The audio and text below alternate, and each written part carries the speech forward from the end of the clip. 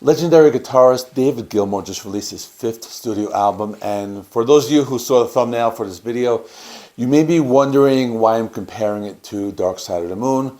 Well, those are not my words, but the words of David Gilmour himself. It's the best album I've made since Dark Side of the Moon in 1973.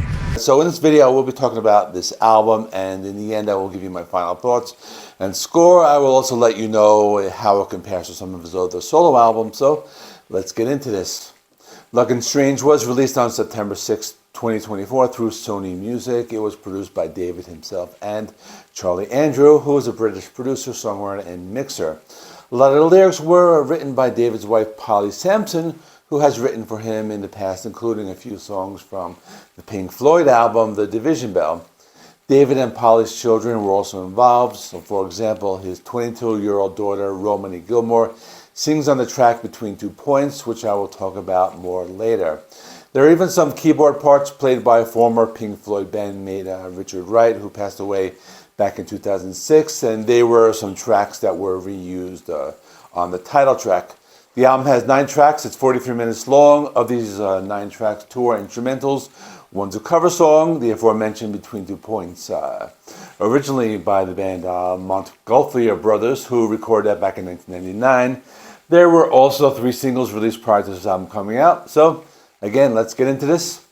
The opening track is called Black Cat. This is a short instrumental track. It's only about 1.5 minutes long. When you hear a guitar, you know it's David Gilmour. There's something about the way he bends his strings. He slides up and down the neck of the guitar. You know it's him. So in short, but it opens the album up very well.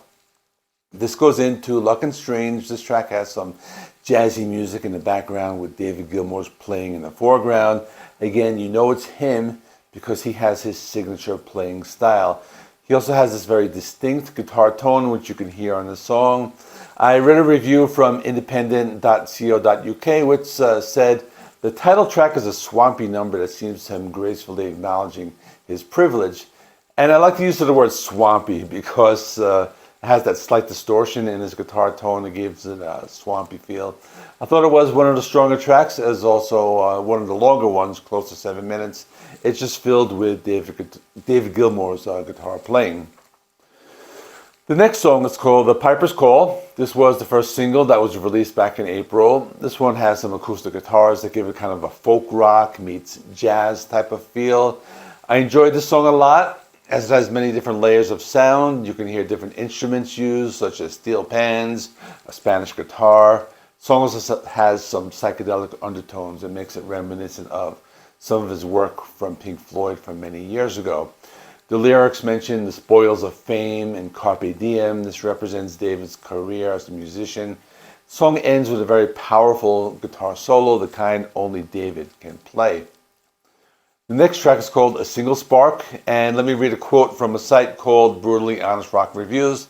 They said, a single spark doesn't actually have a single spark until 3 minutes in, when those Gilmour guitar wonderworks start. And that's a good way to describe the song, because the first part is kind of laid back, has that jazzy sound, and once it gets to the halfway point, which is about 3 minutes in, you hear one of those signature sounding David Gilmour guitar solos, which, as we all know, are the best points of this album, or any of his albums for that matter. Said solo is played over some ethereal or heavenly orchestration that's just very enjoyable to listen to. Now it's time for a short instrumental called Vita Brevis. It's only 46 seconds long, but it's very soft, relaxing, puts you into a relaxed state of mind. So this goes into the next song, Between 2 Points. And this was the second single, which has his daughter on lead vocals. It's one of the soft and relaxing sound. The vocals reminded me a lot of the band Mazzy Star. Her singing has that indie rock quality to it. David Gilmour has a very melodic solo in the middle of the song, which is another one that has this very distinctive guitar tone. As I mentioned before, it's a cover song. David Gilmour said in an interview, I've had that song on my playlist since it was released. More recently, I mentioned it to 1 or 2 people. I assumed that it had been a hit, but no one knew it. I asked Romany to give it a go. So there are 3 more songs in the album. The next one is called Dark and Velvet Nights. This was one of the more upbeat songs on the album. The music video is kind of weird with black and white images. I like the percussion on this one. It has a little more energy. It's kind of like This album has been laid back so far, so this one kind of like picks up the pace a little bit. But David plays lots of guitar licks that come and go between the verses, and it's also the third single, and this was released back in August. Sings is the penultimate song. This is another laid-back track where lyrics are very reflective on life in general. The song has some acoustic guitar in one part, and you can hear like sound bites of what appears to be a toddler speaking at some parts. The song is very nostalgic. It's about David longing for a simpler time, and here David is reflecting on his past. The very emotional and poignant song. The last song is called Scattered. This one was very reminiscent of early Pink Floyd, specifically the song Echoes, which you can hear in some of the instrumentation. This is also the longest song on the album at 7.5 minutes. First part of the song was very laid back and very reminiscent of the aforementioned Echoes, but then the song takes a dramatic turn. It goes into a very theatrical section with some dramatic piano playing. The song has an acoustic guitar solo with some soft instrumentation in the background. Goes into one of his more traditional sounding electric guitar solos, which is the kind of thing only David Gilmour can play. And the song ends with David singing some more of his reflective lyrics. So in conclusion, Luck and Strange showcases both the strengths and weaknesses of David Gilmour's signature style.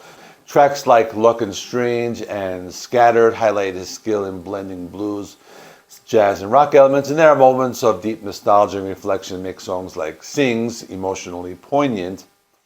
His collaborations with family members, including the involvement of his daughter Romany, adds a personal touch, and this enhances the album's intimate feel. However, the album's more laid-back, slow-paced nature can be a double-edged sword. While the soothing soundscapes and intricate instrumentation are very beautiful, some listeners might find parts of the album, such as a single spark, maybe too slow or not building enough energy until the guitar solos take over. But the instrumental tracks are very pleasant, and they are kind of short, so that's maybe another negative. But overall, Luck and Strange, it's a solid effort. It balances David Gilmour's signature sound with a reflective and personal touch. It's not better than Dark Side of the Moon, but it stands as a mature and graceful addition to his catalog. So my score is going to be an 8.5 out of 10. One of his best, and a good comparison would be his 2006 album On an Island, that has a similar sound and song structure, but at the same time, it's not as like dynamic as his 2015 album, Rattle That Lock. And those are my opinions, of course. So let me know in the comments what you thought of this album, how it compares to some of his previous work. If you remember earlier in the video, I spoke about his wife Polly writing lyrics for Pink Floyd's album, The Division Bell, and I happen to have a video about that. Talking about that, I'm going to stick that one right here. You can watch that one next and learn about the iconic Pink Floyd album, The Division Bell. But in the meantime, thanks for watching. Please give this video a like. Helps me with the YouTube algorithm. Please subscribe if you're not already. I do rock and metal reviews, album rankings, and classic album reviews. I will see you in the next one.